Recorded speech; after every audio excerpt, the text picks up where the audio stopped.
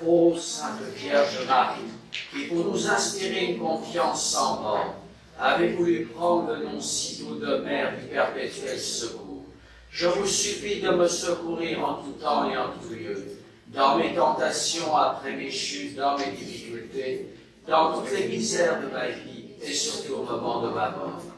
Donnez-moi, ô charitable Mère, la pensée et l'habitude de recourir toujours à vous, car je suis sûr que si je vous invoque fidèlement, vous serez fidèle à me secourir. Procurez-moi donc cette grâce des grâces, la grâce de vous prier sans cesse et avec la confiance d'un enfant, afin que par la vertu de cette prière fidèle, j'obtienne votre perpétuel secours et la persévérance finale. Bénissez-moi au tendre et secourable Mère, et priez pour moi maintenant et à l'heure de notre mort. Ainsi soit. Quand vous allez vous confesser, moi je vous recommande beaucoup d'aller vous confesser au Père Capucin par exemple, parce que c'est des ascètes, et quand ils vous donnent une pénitence, ils en font 95%, ils vous donnent 5% qui restent. C'est des confesseurs très intéressants. Voilà. Donc, on est dans la confession, c'est normal dans une retraite. Et vous savez que le sacrement de confession, par rapport aux autres sacrements, a ceci de très particulier que la matière n'est pas de la matière. Dans les autres sacrements, la matière, ben, c'est du pain et du vin dans la Sainte Eucharistie, c'est de l'huile sainte pour l'extrême onction pour la confirmation, c'est de l'eau pour le baptême, etc. Dans le sacrement de confession, il n'y a pas de matière. Or, et quelle est la matière? Eh bien, en fait, c'est les dispositions du pénitent. Alors, ça veut dire que c'est très important. Ouais, si vous êtes dans le désert et qu'il y a un enfant là, qui vient de naître là et qu'il n'y a pas d'eau, ben, sans eau, vous ne baptisez pas, il n'y a pas de matière. Donc, vous savez que pour la validité d'un sacrement, il faut la matière, il faut la forme. D'ordinaire, c'est la formule qu'emploie le prêtre, etc. Et puis, il faut l'intention, évidemment, du prêtre, etc. Mais s'il n'y a pas de matière, il n'y a pas de sacrement. Ça veut dire, c'est très particulier, c'est propre au sacrement de pénitence, si je n'ai pas les bonnes dispositions, ben, le sacrement n'existe pas. Il n'y a pas de matière. Et c'est le seul sacrement où les dispositions du pénitent sont la matière du sacrement. Donc, si je n'ai pas de disposition, il n'y a pas de sacrement. Alors, quelles sont les dispositions du pénitent? Les actes du pénitent, c'est plus que les dispositions, c'est les actes du pénitent. C'est d'abord la douleur des péchés, ensuite c'est l'aveu des péchés, la confession elle-même, et c'est la réparation, la pénitence sacramentelle que donne le prêtre. Mais sur les trois, quelle est la plus importante? C'est évidemment la contrition. Ouais. On peut être dispensé de l'aveu des péchés. Vous avez par exemple quelqu'un qui vient d'avoir un très grave accident, et il est en train de mourir. Vous allez le confesser. Mais il ne va pas faire d'aveu de confession. Il est à moitié à un moribond, etc. Il est en train de cracher son sang, etc. Vous n'allez pas lui demander de confesser ses péchés. La réparation, ben, il va clapser dans quelques instants, il ne va pas pouvoir la faire, la réparation. Donc vous voyez, sur les trois actes du pénitent, on peut être dispensé de la réparation et de l'aveu des péchés, mais on n'est jamais, on peut pas, le prêtre ne peut pas donner l'absolution à quelqu'un qui n'a pas la contrition. C'est vraiment, parmi les trois actes du pénitent, c'est l'acte principal, la contrition des péchés. Ouais. Alors le prêtre, quand il voit que le pénitent, justement, n'est pas dans cette disposition suffisante, on sent bien qu'il n'y a pas un véritable regret, le prêtre doit exciter la contrition, justement, par des paroles, etc., et aider le pénitent. Mais normalement, le pénitent doit, avant sa confession, eh bien justement, demander cette grâce de la contrition. Ouais. On en voit on est dans le confessionnal, au fond de l'église, là, puis on en voit qui rentrent dans l'église. Ouais. Il faut à peine une généflexion, le curé là-bas, ils font une généflexion, il se précipite. J'ai envie de leur dire franchement. Hein. Vous venez de rentrer là, il n'y a pas 3 secondes, vous êtes déjà dans le confessionnal. Hein. Vous ne pourriez pas vous rester un petit instant pour demander au bon Dieu qu'il vous donne le regret de vos péchés quand même. Ah non, ils sont là-dedans, voilà, ils sont hein, comme dans le distributeur, hein, vous envoyez le truc, hein, et vous tirez le guichet, c'est l'absolution et c'est bon, quoi. Et non, hein, il faut se donner la peine.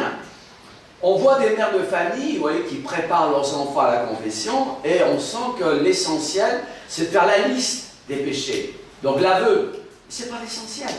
Ouais. Donc vous avez des gens qui passent un temps fou à faire la liste des péchés. Puis ils tartinent la liste, puis il dit, le curé va en avoir pour son argent. Ah, c'est de la bêtise, ça. Hein, la confession, c'est pas faire la liste à la plus longue des péchés. C'est la contrition. Et c'est pour ça que le sacrement de pénitence est toujours un peu pénible, parce qu'on n'aime pas ça. Ouais, s'exciter au regret des péchés, etc. Il y a bien des gens qui me disent, allez me confesser, c'est toujours un supplice, etc. Ben évidemment, on ne va pas au confessionnal pour se faire plaisir, hein, quand on rentre dans une pâtisserie, évidemment. Hein, c'est plutôt quand on va dans le cabinet dentaire, on sait que de toute façon, là, on va subir, quoi. Hein. Donc, d'entrée de jeu, on sait bien que le confessionnal, ça va être un moment pénible et difficile.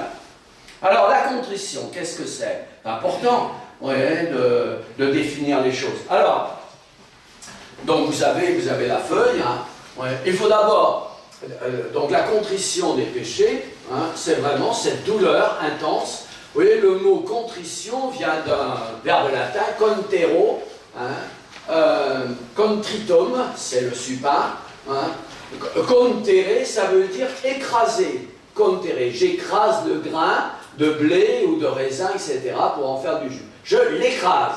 Donc, la contrition, c'est une douleur qui, d'une certaine manière, broie notre cœur, brise notre cœur. C'est pas un vague regret, etc. C'est quelque chose qui doit être douloureux, qui doit être pénible, la contrition. Le mot contrition montre bien, ouais, que c'est quelque chose vraiment qui fait souffrir. Et il faut se donner la peine. Ouais. Et c'est ça le plus important. Si j'ai la contrition, c'est bon, quoi. Même si j'oublie des péchés, etc., ils me sont pardonnés, bien sûr. Mais la contrition, c'est vraiment non négociable, la contrition. Alors, il faut distinguer. La contrition, c'est une douleur surnaturelle. Ça veut dire que c'est le bon Dieu qui la donne. Ouais. Alors, il faut distinguer justement la contrition du remords. Le remords, c'est une douleur quand on fait le mal. Ouais, c'est une douleur, une souffrance qu'on fait le mal, ouais, mais qui est naturelle, elle est spontanée. Ouais. Par exemple, vous avez un enfant qui a triché en classe dans sa composition, etc. Ouais, et le professeur s'est très bien rendu compte dans la correction, hein, que deux élèves ont la copie identique, etc. Et il sait que le mauvais élève, il y a le bon et le mauvais, et il dit au mauvais, eh bien ta composition est nulle, tu auras 0. Il dit, levez-vous, monsieur. Hein, donc l'élève se lève et il dit, voilà, hein, devant toute la classe, etc. L'autre, il rougit, etc. Et ça, c'est une douleur, c'est un remords. L'enfant, il sent bien que tout le monde va le mépriser, parce que c'est un menteur, c'est un tricheur, etc. Donc, vous voyez, ça, le remords, c'est une douleur naturelle. D'accord ? Vous avez quelqu'un qui, voilà, il vient d'acheter une voiture, il a la chance d'avoir un parrain qui est américain, et il lui a payé non seulement le permis de conduire, mais la bagnole qui va avec. Il a envie de se faire plaisir, il appuie un peu sur le champignon, hein, et ben voilà, il y a quand même une route avec un virage en angle droit, en épingle à cheveux, ouais, et là, la maréchaussée vient de refaire la route avec bien du gravillon, etc. Le gars, il fonce tout droit, ouais, et il est dans le fossé, la voiture est en accordéon, ouais, et en plus, la maréchaussée, les flics arrivent, hein, donc on lui enlève le permis, hein, d'une part parce qu'il était très imprudent, ensuite, la voiture est complètement inutilisable. Le parrain, avant d'en payer une deuxième, il va peut-être attendre un peu. Hein. Ouais. Il se retrouve à l'hosto, parce qu'il est, etc. Ouais. Il a le remords. Il n'a pas le regret, vous voyez, parce qu'il a commis une grave imprudence. S'il y avait deux petites mémés qui arrivaient en face en 2 chevaux, elles étaient en marmelade, là. Hein. Elles étaient irrécupérables. Mais ça, il s'en fiche, lui. Ouais. Il ne voit pas, vous voyez, l'imprudence qu'il a faite, très grave, ouais, où il mettait la vie du prochain en jeu, ça, il n'en a rien à faire. Ouais, ce qu'il regrette, c'est les effets indésirables, ouais, de l'excès de vitesse. Il n'a plus son permis, il n'a plus de bagnole, il est à l'hosto, et en plus, il a une très forte amende. Donc c'est la totale. Hein. Ouais. Donc voilà, vous voyez, le remords, et de toute façon, quel que soit le mal qu'on fait, il y a toujours à un moment donné où on va avoir justement les répercussions. Vous balancez donc, il n'y a rien à faire. Le remords, c'est ça. Alors, mais le remords, c'est pas mauvais. Le remords, c'est bon en soi. Ouais.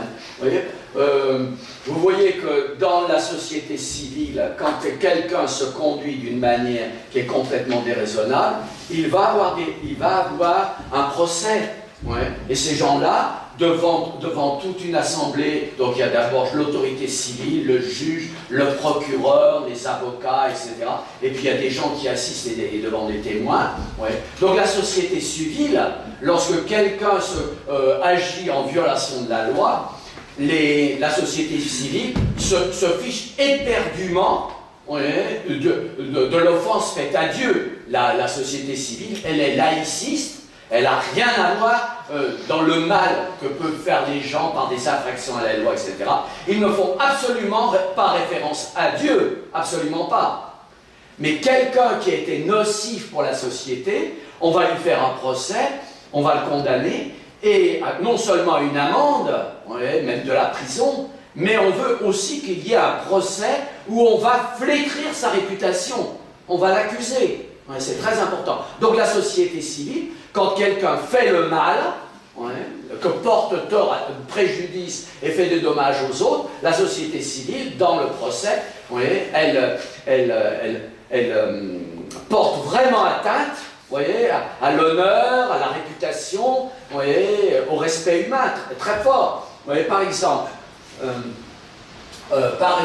quelqu'un qui a été accusé justement, c'était ce jeune homme, donc qui a 22 ans, et qui a eu cet accident grave, etc.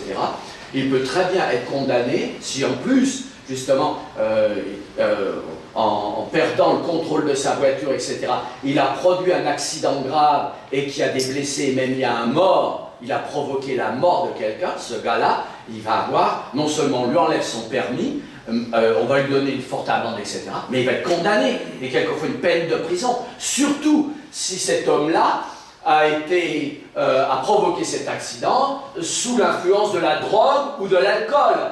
Ouais.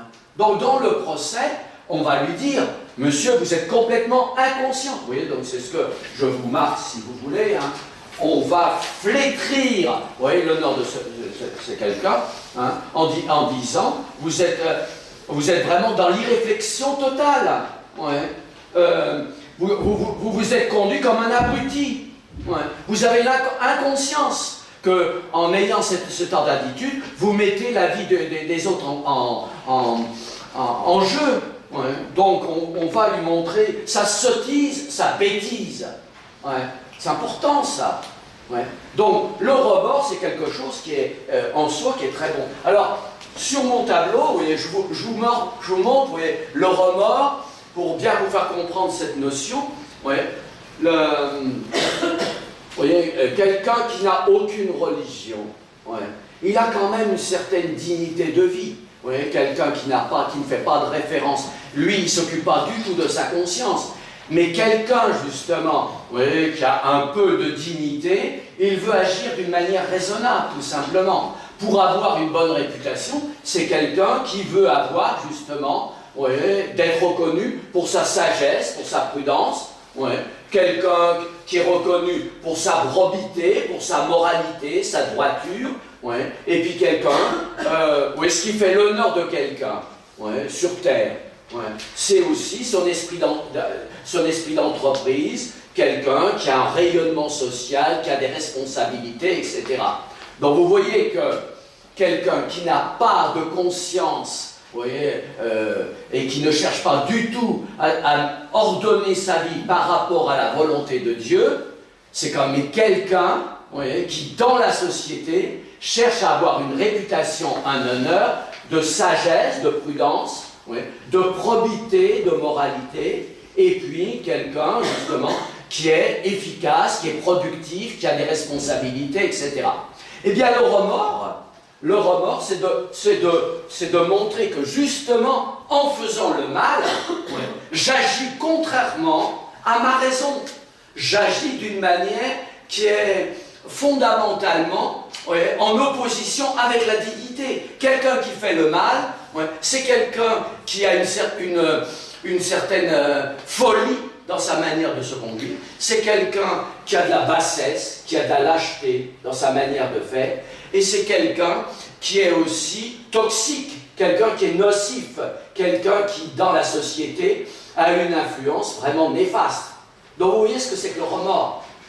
Par exemple, vous avez un avocat qui, dans l'exercice de sa fonction, un avocat ou par exemple un financier, mettons,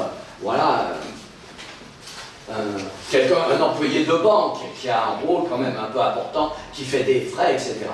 Et il est reconnu, vous voyez, que cet avocat ou ce financier ont vraiment abusé du client crédule et a extorqué une somme très importante. Il va être jugé dans un procès. Dans ce procès, on ne va jamais faire allusion à la loi de Dieu et au commandement, tu ne voleras pas, tu ne désireras pas injustement le bien d'autrui. Mais on va montrer à cet homme, on va vraiment le flétrir, on va l'humilier en public, etc. En montrant qu'il a utilisé justement son rôle, sa responsabilité, l'exercice de ses responsabilités pour tromper le prochain. On va lui montrer comment cette attitude, c'est une lâcheté, c'est une perversité. Il était en exercice d'autorité, il était en exercice de confiance, et il en a abusé pour tromper le prochain. Mais même, vous voyez, imaginons que vous êtes dans un lycée public, et vous avez un élève donc dans les grandes classes, un élève qui met vraiment le bazar, qui met l'indiscipline, etc. Il passe un conseil de classe.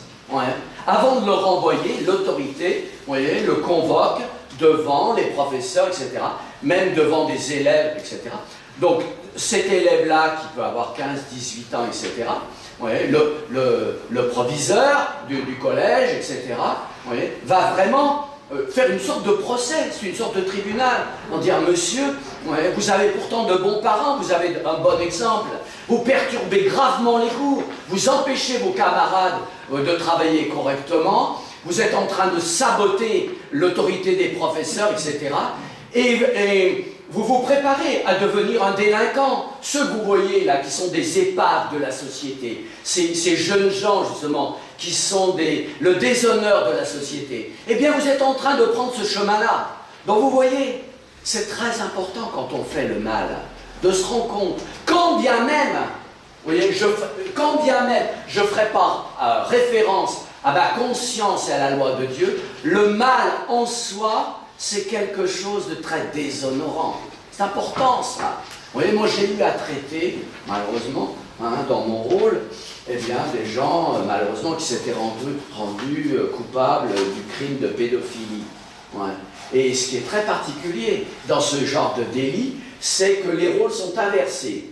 Vous voyez, le prédateur s'innocente, justifie le mal qu'il a fait, etc., trouve tout à fait de bons prétextes pour penser que ce qu'il a fait finalement, surtout la victime était plutôt consentante et demandeur, etc.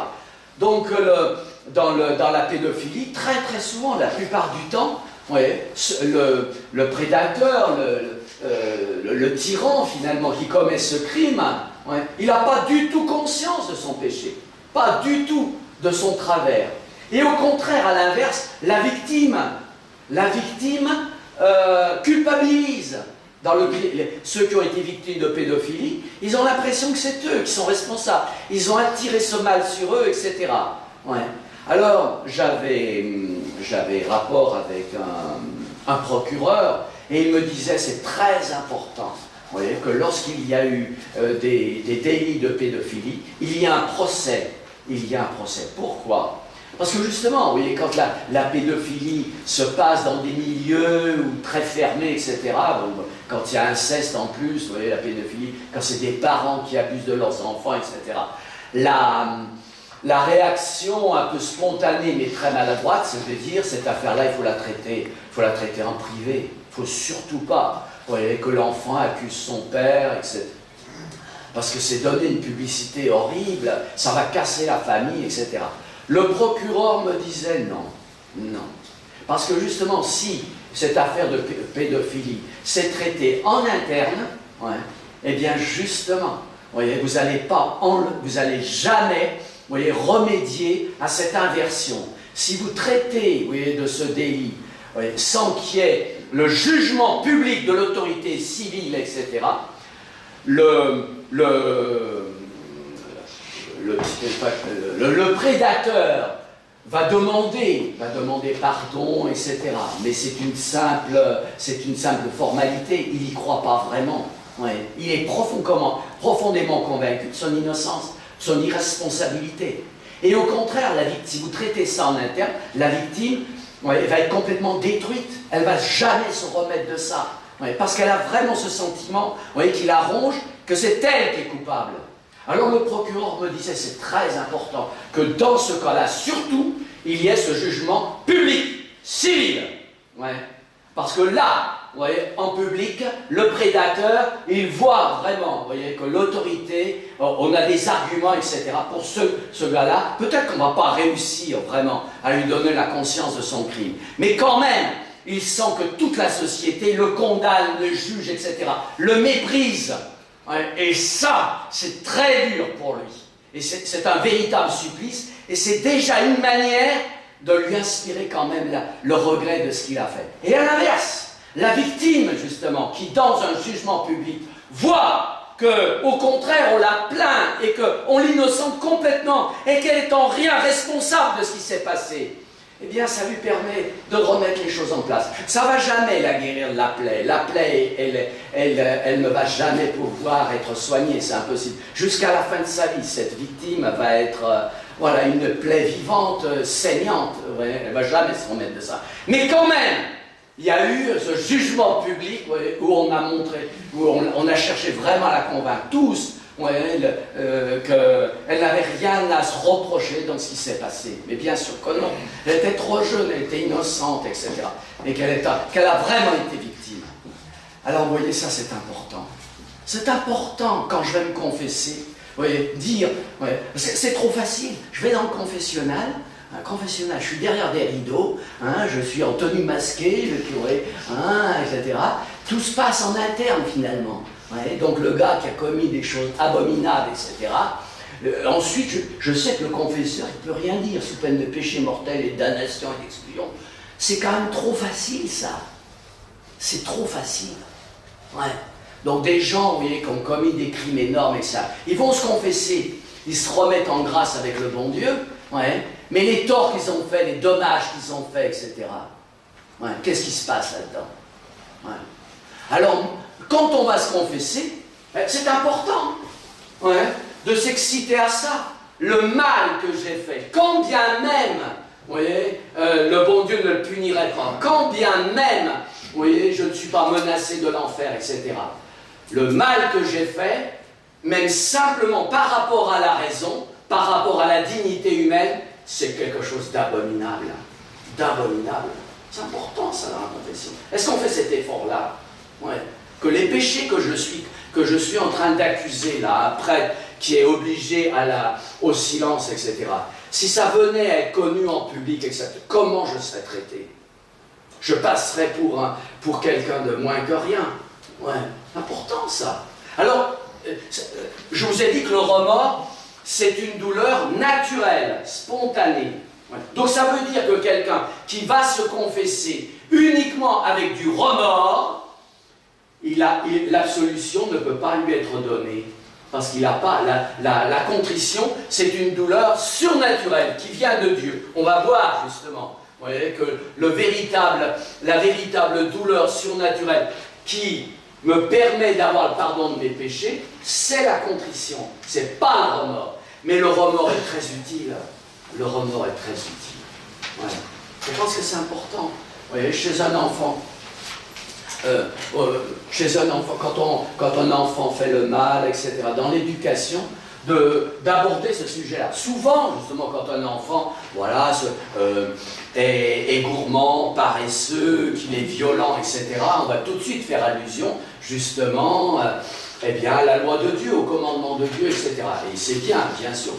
Mais je pense qu'il ne faut pas non plus éliminer, faire abstraction, ouais, de cet élément-là. Ouais. Quand je fais le mal, c'est une sorte de folie. Ouais, donc, vous voyez, j'ai employé des termes qui sont très variés. Oui.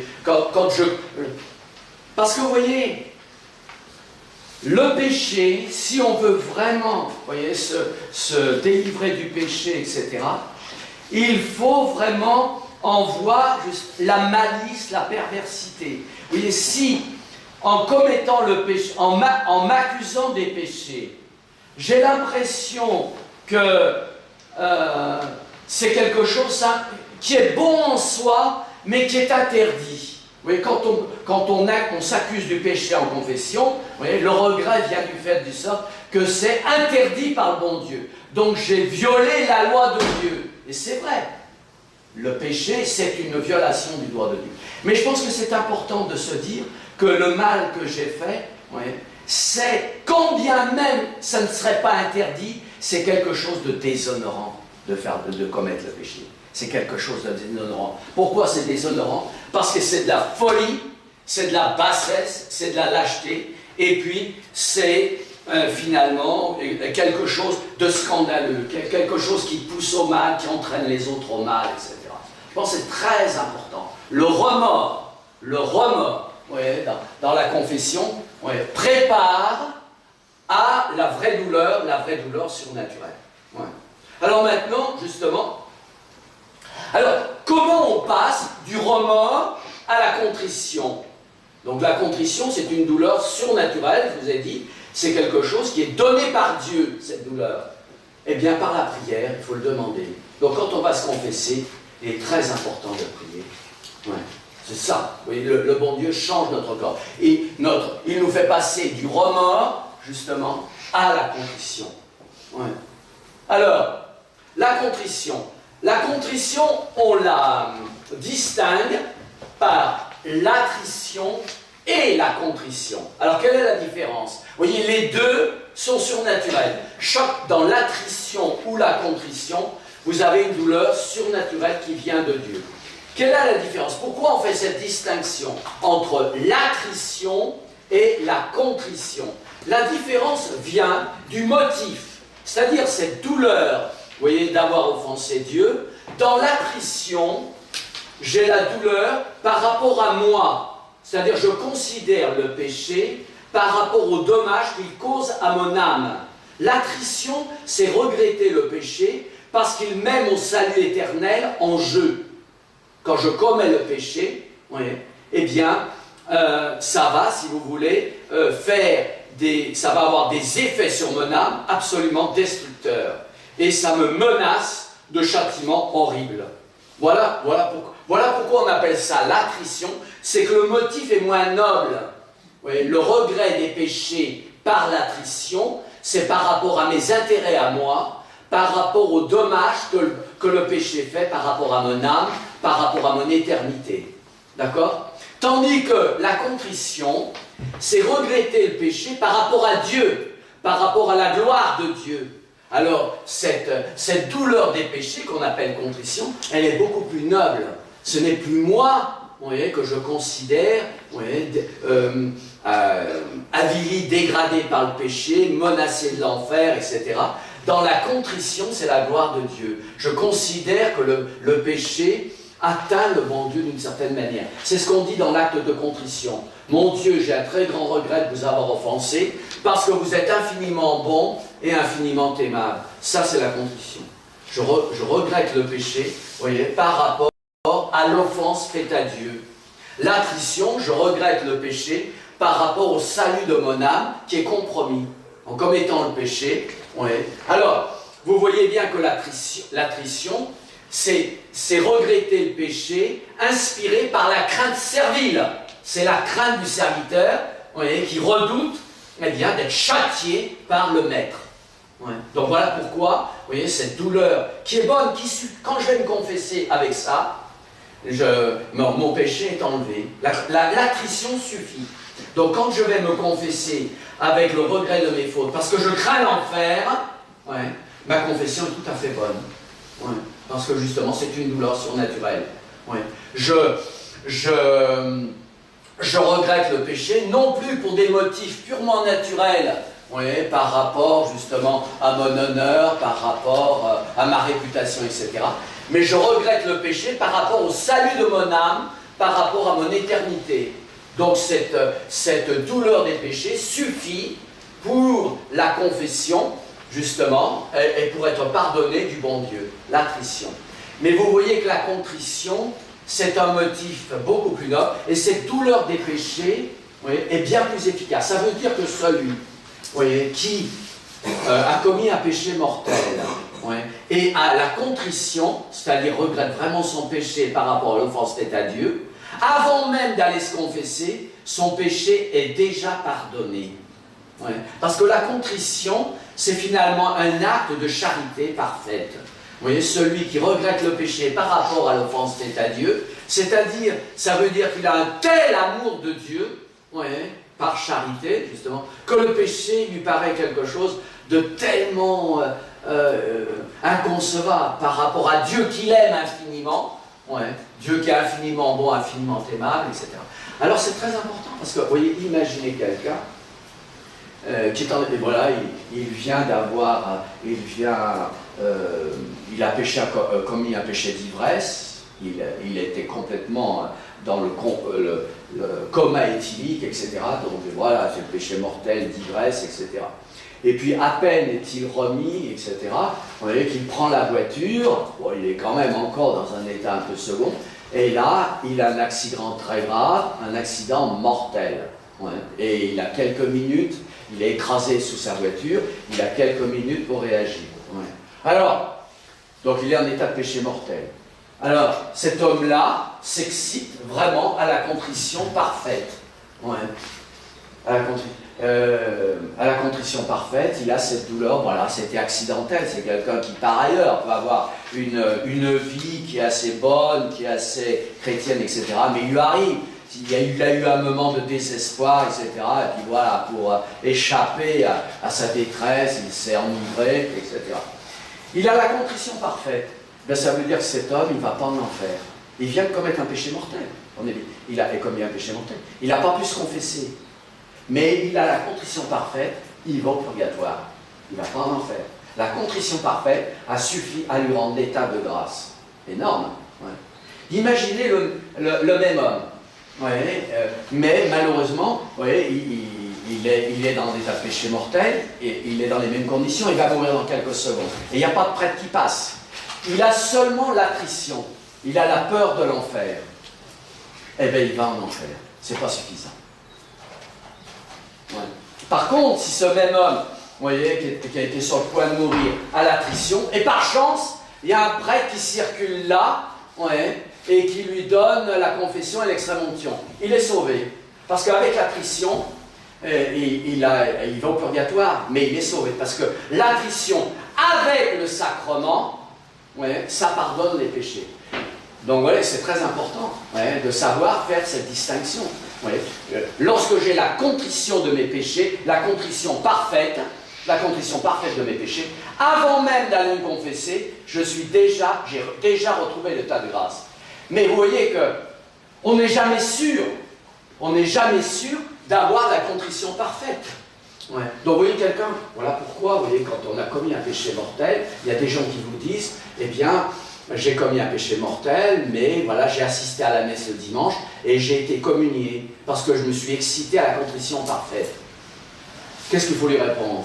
Ben non, c'est pas possible. Parce que la contrition parfaite, on ne peut pas la voir, on ne peut pas vérifier. On espère bien avoir la contrition parfaite, mais on n'en est jamais sûr.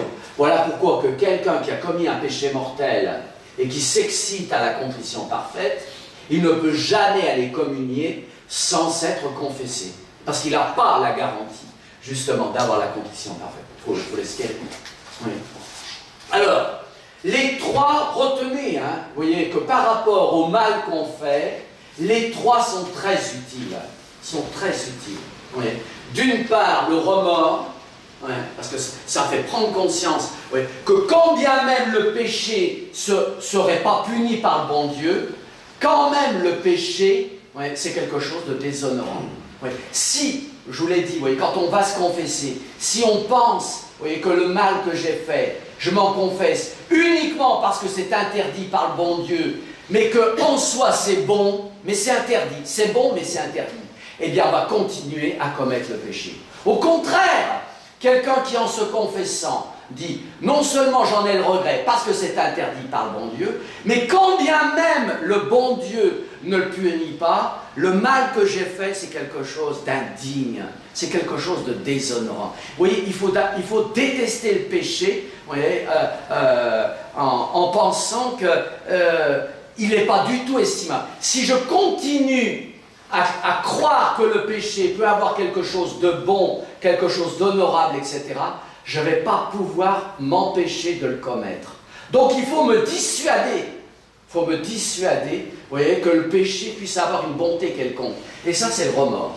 Ouais. Le remords, ouais, me fait comprendre que commettre le mal, etc., quand bien même ça ne menacerait pas de l'enfer, quand bien même ça n'offensera pas le bon Dieu, le mal qu'on fait, c'est toujours quelque chose, vous voyez, d'indigne, quelque chose de déshonorant, quelque chose de dégradant. Ouais. C'est très important.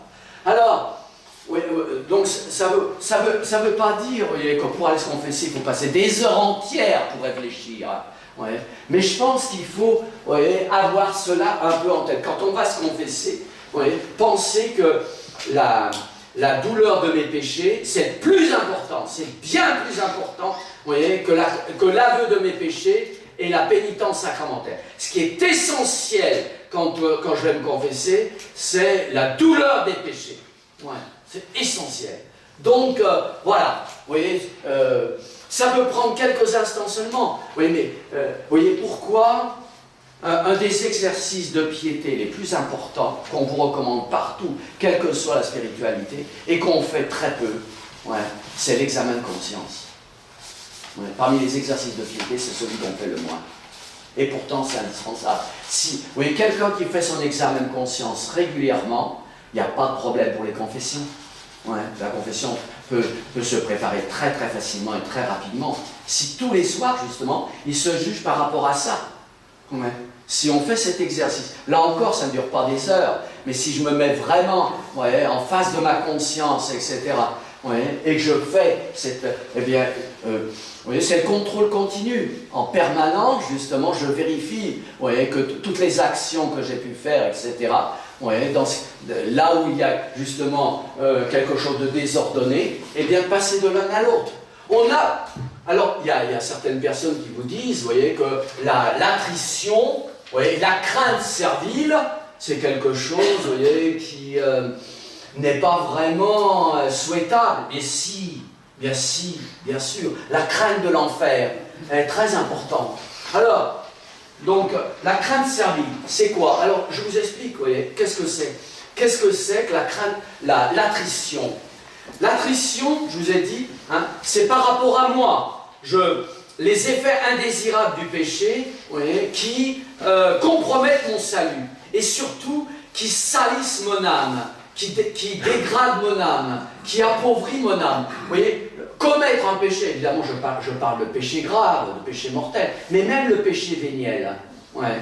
Donc, comment, ouais, dans l'attrition, je vois comment le péché me fait perdre tous mes avantages. Oui. Par rapport à mon âme, qu'est-ce qui fait la valeur de mon âme? Qu'est-ce qui fait la beauté de mon âme? Eh bien, je vous l'ai mis, vous avez la liste. Qu'est-ce qui fait la beauté de mon âme? C'est l'habitation trinitaire. C'est parce que mon âme en état de grâce, c'est la présence de Dieu. Ce qui fait la beauté de mon âme, c'est que je suis enfant de Dieu, que j'ai le droit au ciel. Ouais. Le fait d'être en état de grâce, ça me donne les vertus surnaturelles de foi, d'espérance et de charité. Ça me donne des mérites divins. Ça me donne le droit à la récompense. Quand je commets le péché, je perds tout ça. Ouais. La crainte servile, c'est ça. L'attrition, c'est ça. Voir que le péché, ça ruine en moi, ça me prive en moi, ça détruit en moi tout ce qui fait la beauté de mon âme. Ouais. Donc, d'une certaine manière, quand je commets le péché, je répudie le bon Dieu, je chasse le bon Dieu de mon âme. Ouais. Je reste un enfant de Dieu si je suis baptisé, mais d'une certaine manière, je suis banni.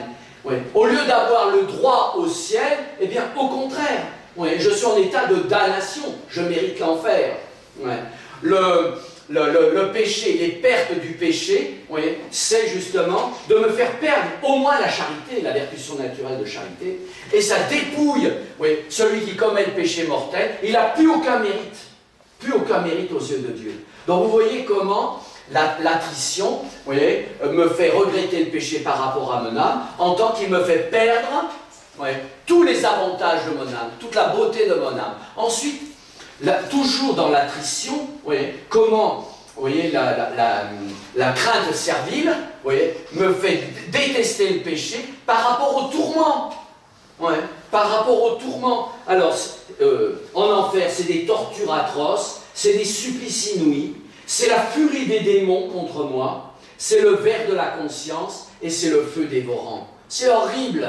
La liste, elle est infinie. Donc, vous voyez, l'attrition, la douleur, la contrition imparfaite, la part douleur servile, non seulement ça détruit mon âme, mais ça m'expose à des tourments, mais vraiment inouïs. Et en plus, vous voyez, le péché me menace de l'enfer éternel. C'est-à-dire, il n'y aura jamais de fin, il n'y aura pas de changement, il n'y a pas d'adoucissement, il n'y a aucune réparation possible, aucun rattrapage possible.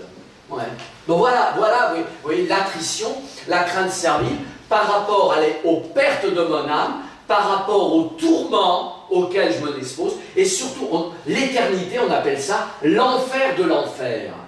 Si au bout de milliards d'années, les damnés pouvaient se dire, ça y est, c'est terminé. Ben, ça ne sera plus l'enfer. L'enfer de l'enfer, c'est l'éternité. C'est-à-dire qu'au bout de milliards d'années, ça ne fera que commencer. L'enfer de l'enfer. Donc là, vous voyez, on est dans la crainte servile. Et c'est très important. Vous voyez, il y a des saints qui vous disent que dans certaines tentations, on ne peut éviter le péché qu'avec la trouille, avec la peine, il n'y a rien à faire. Donc c'est important. C'est important. Voilà pourquoi, vous voyez, les gens vous disent l'exercice de la confession, c'est pénible. Ben, c'est évident. On n'est pas dans un registre de considération sublime. On aime beaucoup mieux parler de la miséricorde de Dieu. Et il faut en parler, c'est évident. Vous voyez, notre Seigneur Jésus-Christ, dans l'Évangile, il parle 15 fois de l'enfer. 15 fois. Donc ça veut dire qu'un prédicateur qui parle jamais de l'enfer, il fait une omission très grave. 15 fois de l'enfer dans l'Évangile, ça représente quoi? Ça représente 0, même pas 1% de l'Évangile. Mais ça y est. Donc on ne peut pas en faire abstraction. Notre Seigneur Jésus-Christ, il a parlé de l'enfer. Et quand est-ce qu'on en parle? On n'en parle plus jamais. Même vous, est-ce que vous avez un souvenir dans un sermon où vous avez été paniqué? D'ordinaire, on parle de l'enfer dans les retraites. Voilà, aujourd'hui, on parle de l'enfer. Mais dans la vie chrétienne, est-ce qu'on parle vraiment de l'enfer? Même chez nous. Et c'est pourtant essentiel. Et cette crainte, vous voyez, vous avez vraiment des saints qui vous disent, noir sur blanc, que dans certaines tentations, ils ont évité de succomber en pensant à l'enfer. C'est Don Montléon qui le dit, justement. Vous voyez, dans un de ses livres, qu'il y a justement certains ermites, etc., avec une tentation extrêmement violente du démon, etc., ils n'ont pu résister qu'avec la crainte de l'enfer. Il raconte justement un ermite comme ça, mais qui était vraiment d'une pénitence, d'une austérité incroyable. Puis voir rentrer une femme dans sa cellule, etc. Et tout d'un coup, il se sent vraiment ému, etc. Et il est sur le point de craquer, quoi. Alors le gars, il avait un feu là, etc. Et il met les orteils sur le feu. Et il se dit, tu es sur le point de succomber à la tentation. Est-ce que tu vas pouvoir en enfer? Est-ce que tu n'es même pas capable de supporter ça? Et cet ermite, ben voilà, avoue que dans cette tentation, et on peut tous malheureusement être exposés à des tentations, d'une manière ordinaire bien sûr que non, il n'y a pas cette violence, mais personne n'est à l'abri. Donc Cette crainte de l'enfer, elle est très, vous voyez, cette crainte servile, elle est très importante. Vous voyez, comment le péché détruit mon âme, m'expose à des tourments inouïs, et en plus que c'est éternel. Donc il faut y penser à ça. Rien à faire. Ouais. Et alors évidemment, il ne faut pas s'arrêter là-dessus. Ouais. Le véritable regret du péché, c'est évidemment par rapport à Dieu. Ouais. Par rapport à Dieu, qui est infiniment bon, infiniment aimable. Alors, donc on est évidemment, vous voyez, là c'est le regret amoureux. Vous voyez, on dit que notre Seigneur Jésus-Christ a eu la crainte filiale.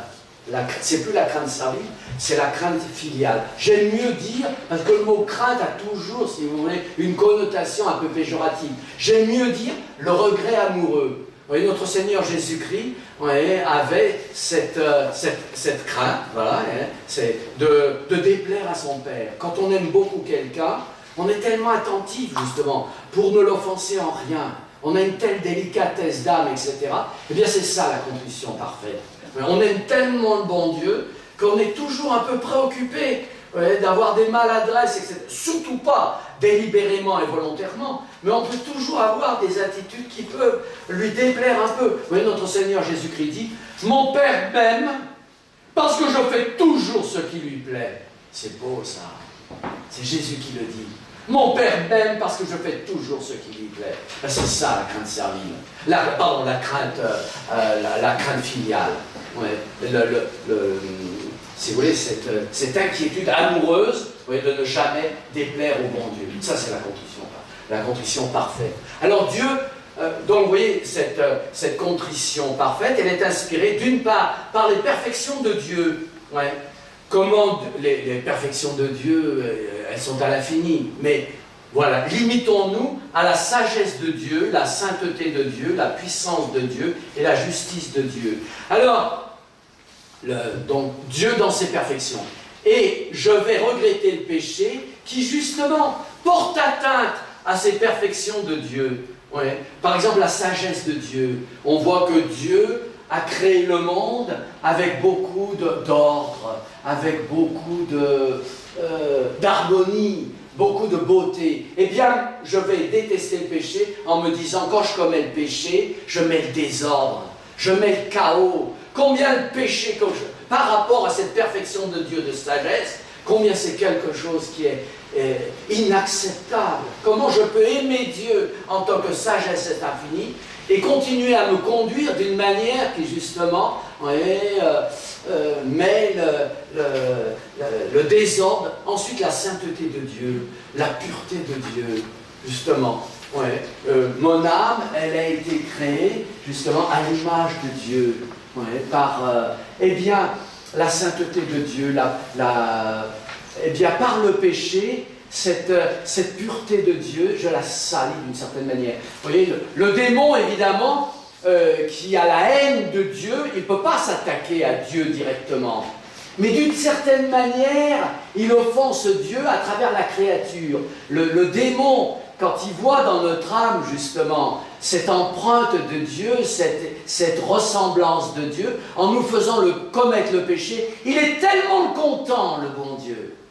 Puisqu'il n'a pas pu atteindre la sainteté de Dieu, de salir la sainteté de Dieu dans mon âme, c'est déjà quand même une revanche contre Dieu d'une certaine manière. Cette image, cette ressemblance, vous voyez, qui est dans mon âme, par le péché, je l'ai sali, je l'ai dégradé, je l'ai souillé. Ensuite, la puissance de Dieu. Vous savez bien que la puissance de Dieu, c'est non seulement le fait de nous créer, de nous tirer du néant, mais la puissance de Dieu, elle s'exerce aussi. Le moindre acte, quand je bouge le petit doigt, je ne pourrais pas le faire. La puissance de Dieu, elle s'exerce non seulement au moment où il me crée, au moment où il me donne l'être, mais il me fait subsister dans l'être. Si le bon Dieu n'exerçait pas sa puissance sur nous, nous retomberions immédiatement dans le néant. Donc vous voyez, le fait de pouvoir parler, manger, etc., et de subsister, ça veut dire que le bon Dieu continue sa création. Il soutient sa création. C'est la puissance de Dieu qui me maintient dans l'existence. Eh bien, quand je commets le péché, j'utilise cette puissance de Dieu qu'il me donne pour l'offenser. Je retourne contre lui ouais, cette force qu'il me donne, cette énergie, etc. Que c'est indigne. Vous voyez, comment on regrette le péché, vous voyez, par rapport à la puissance de Dieu qui est utilisée dans le mal, vous voyez, à contre-pied, vous voyez, de cette bonté de Dieu qui me... Ensuite, la justice de Dieu. Dieu est infiniment juste. Il rend à chacun ce qui lui est dû. Ouais.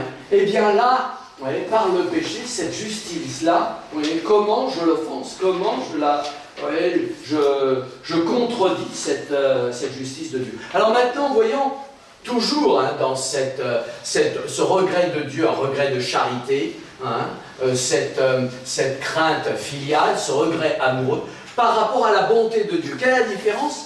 Ouais, parce que vous êtes infiniment bon, infiniment aimable. L'amabilité de Dieu, c'est par rapport à ses perfections en lui-même. Ouais. La bonté de Dieu, c'est par rapport à ses bienfaits.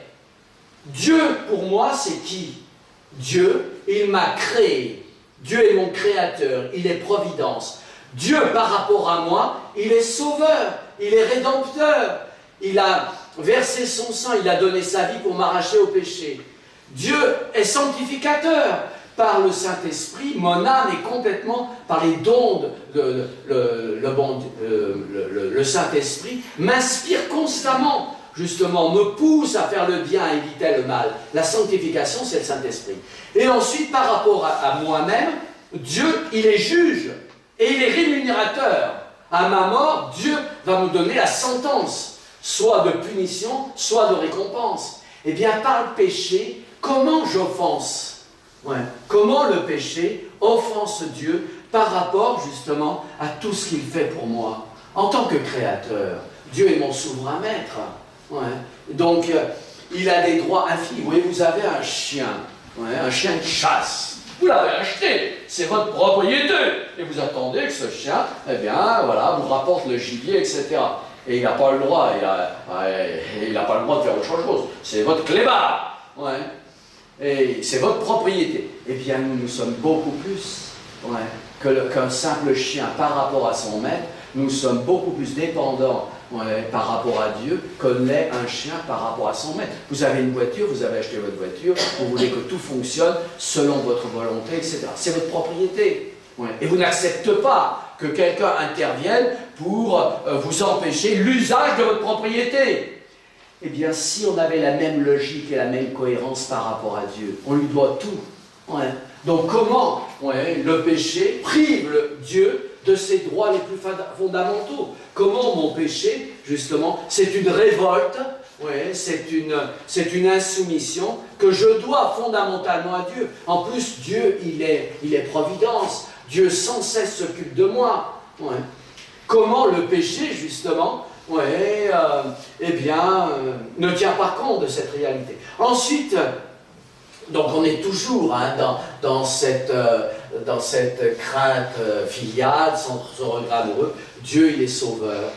Saint Paul nous dit, nous avons été arrachés du péché, arrachés du mal et de l'enfer, non pas à prix d'or et d'argent, mais avec le sang de notre Seigneur Jésus-Christ. Notre Seigneur Jésus-Christ aurait accepté de verser son sang pour chacun d'entre nous. C'est-à-dire pour lui, son âme est tellement de prix, le prix d'une âme humaine, pour Dieu, ça a une telle valeur qu'il ne pense pas trop donner qu'en versant son sang pour arracher une âme à l'enfer et la sauver. Et moi, mon âme, qu'est-ce que j'en ai fait?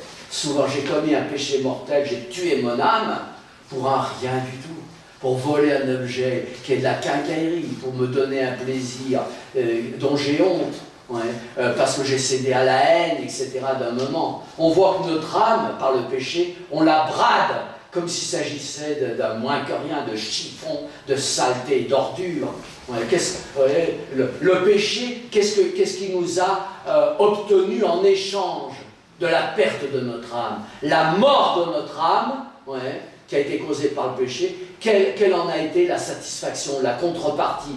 Quel échange nous avons eu? Donc nous voyons que par le péché, nous mettons notre âme au plus vil prix, nous bradons notre âme pour un moins que rien. Alors que notre Seigneur Jésus-Christ, il a acheté notre âme justement par son précieux sang. Combien c'est indigne.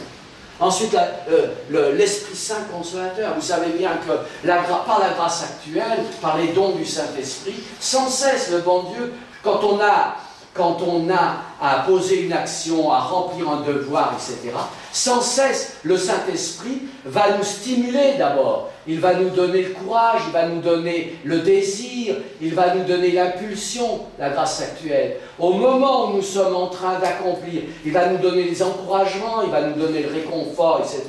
Et puis après l'action, donc le Saint-Esprit est sans cesse en action en nous. Eh bien, par le péché, je rejette tout ça. Vous voyez, Saint-Étienne, vous voyez, qui est en train d'être lapidé par les Juifs, etc., il leur dit, vous résistez au Saint-Esprit.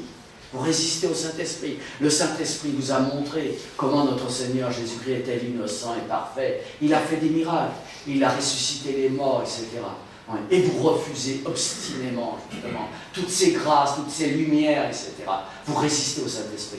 Alors voilà, ça, vous voyez, c'est vraiment regretter le péché par rapport à la gloire de Dieu, en tant que Dieu est sanctificateur. Et puis enfin, juge, rémunérateur. Attention, notre Seigneur Jésus-Christ parle du jugement. Enfin, eh bien, par le péché, je méprise, je fais comme si ça n'existe pas. Comme si à ma mort, j'allais retomber dans le néant, et puis voilà, qu'il y aurait une sorte d'impunité, etc. C'est pas possible. C'est pas possible. Ouais. Donc, et puis ensuite, ce jugement de notre Seigneur Jésus-Christ, je le provoque d'une certaine manière par cette insolence, cette impertinence. Où je mets Dieu à défi finalement, je provoque le bon Dieu, etc. Donc voilà le schéma. Le schéma, alors retenez qu'on ne peut pas avoir de vie chrétienne, je vous l'ai dit, sans considérer cette chose. Alors c'est vrai, vous voyez que dans une retraite, c'est toujours le passage plus difficile, plus ingrat. C'est vrai que ces réalités-là, penser au péché, penser au mal, etc. Mais c'est fondamental. C'est fondamental. Vous voyez, quand vous avez une pièce de monnaie, vous avez toujours les deux faces. Puis vous avez les deux faces. Vous voyez. Eh bien, la détestation du mal, du péché, etc., c'est l'envers, finalement, de l'amour de Dieu. Vous voyez, souvent, les auteurs spirituels disent, vous voyez, que l'amour de Dieu, c'est finalement un peu indéfinissable. Est-ce qu'on a vraiment l'amour de Dieu ? C'est quelque chose de mystérieux, c'est une grâce, etc. Mais on peut considérer, vous voyez, qu'on a l'amour de Dieu véritable, on peut le vérifier au moins. Est-ce qu'on a la détestation du mal ? Vous voyez, quelqu'un qui est facilement en connivence avec le mal, quelqu'un qui est faible avec le mal, quelqu'un qui se laisse facilement aller à la compromission avec le mal, ça veut dire qu'il n'aime pas vraiment. Donc, d'une certaine manière, l'amour de Dieu, il se révèle mieux, peut-être, d'une manière peut-être plus claire, par la détestation du mal.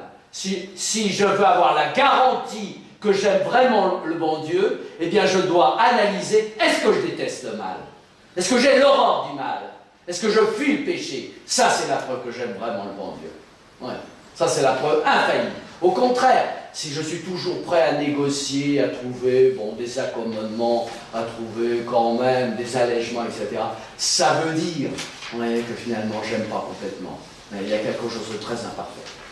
Alors voilà, nous allons faire cette méditation, si vous voulez.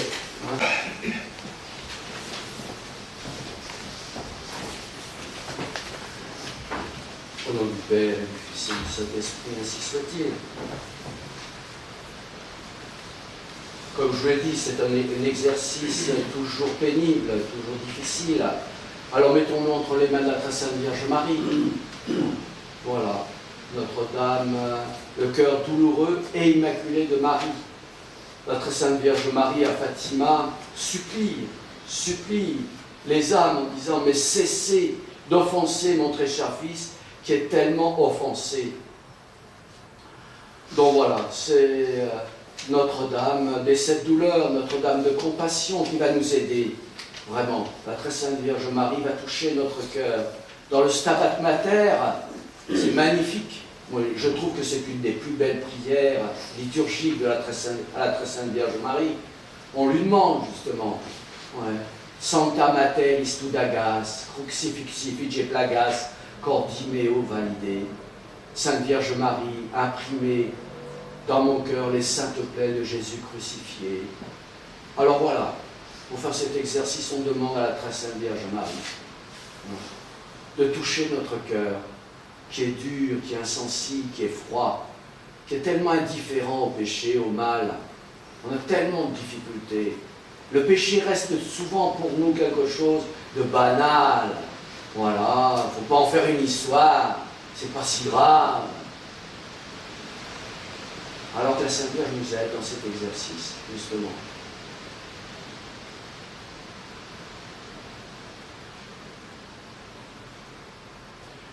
Il y a un saint qui dit que la très sainte Vierge Marie souffre davantage de voir une âme en état de péché mortel que d'avoir eu son Fils descendu de la croix défiguré. Parce qu'elle savait que notre Seigneur Jésus-Christ, dans cet état, évidemment, tellement pitoyable, c'était son sacrifice, il l'avait voulu, et c'est vraiment l'échange pour sauver ses âmes. Donc il savait, la Sainte Vierge Marie, évidemment, avait une douleur intense de voir notre Seigneur Jésus-Christ dans cet état, mais c'était un état d'amour, tandis que quand elle voit une âme en état de péché mortel, la très sainte Vierge Marie a une bien plus grande douleur d'une certaine manière, parce que Dieu est offensé. Le sacrifice de notre Seigneur Jésus-Christ rendait toute gloire à Dieu, restaurait toute chose. Ce sacrifice avait des effets merveilleux. Le péché mortel, c'est horrible. Alors que la Sainte Vierge nous touche, laissons-nous inspirer. La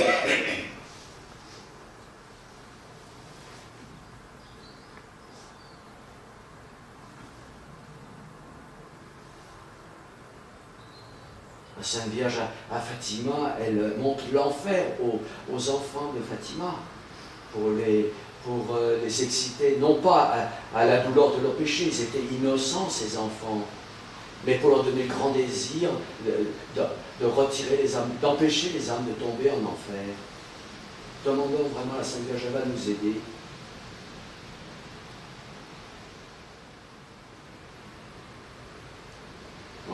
Toujours selon le même plan. Jésus dans les yeux, Jésus dans le cœur et Jésus dans les mains. Jésus dans les yeux, nous avons là le crucifix devant nous. Voilà. Le péché, c'est ça. C'est ce qu'il a coûté à notre Seigneur Jésus-Christ. Ce qu'il faut justement pour réparer le péché, la laideur du péché, la folie du péché, l'offense faite à Dieu, elle est là. Jésus n'a pas à parler. Sur la croix, vive Jésus, vive sa croix. Il nous enseigne tout par son silence, nous le disons. Alors voilà, regardons le crucifix. Notre Seigneur Jésus-Christ, là, nous enseigne, nous excite à la contrition parfaite.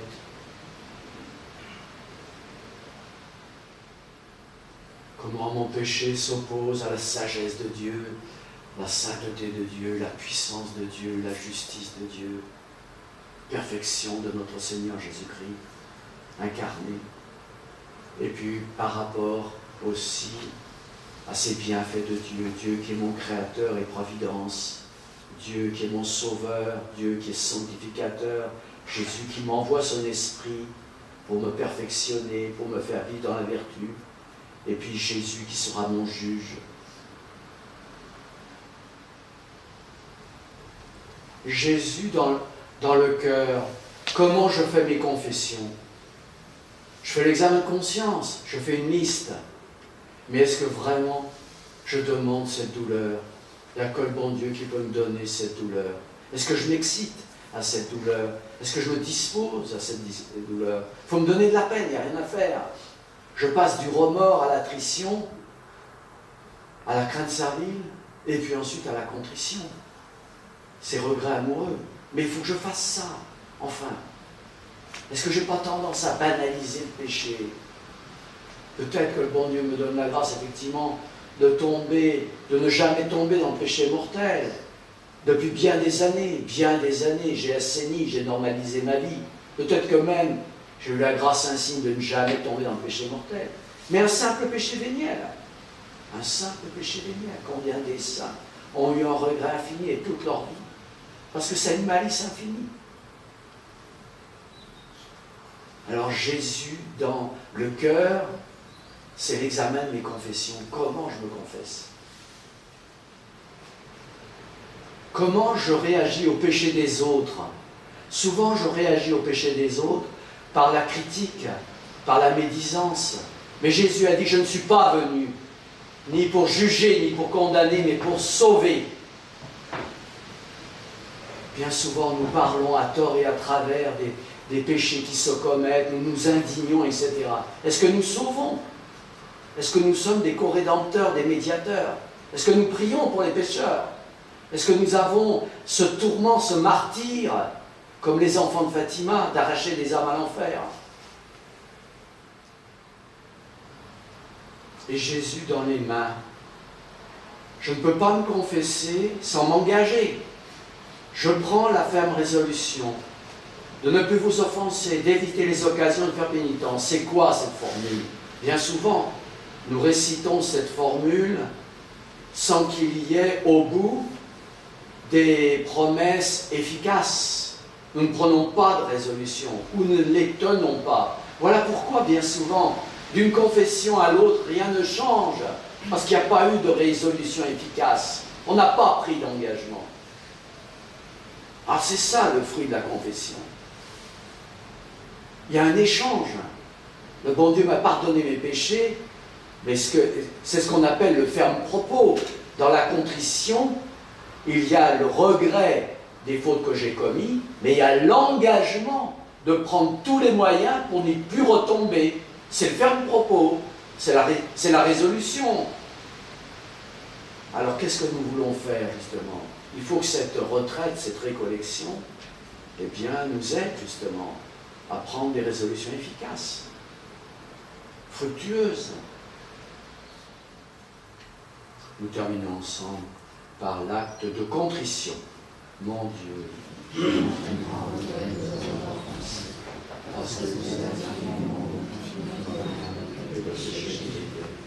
je prends la ferme résolution, avec le secours de votre sang de grâce, de plus de offenser. Nous nous relevons pour chanter de Regina Coeli, en demandant à la Sainte Vierge justement que cette victoire de Jésus sur la mort s'opère en nous par la victoire sur le péché, la victoire sur le mal.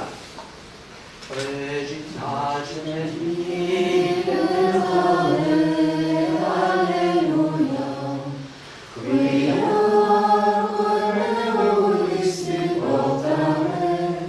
Alleluia, resurrectie.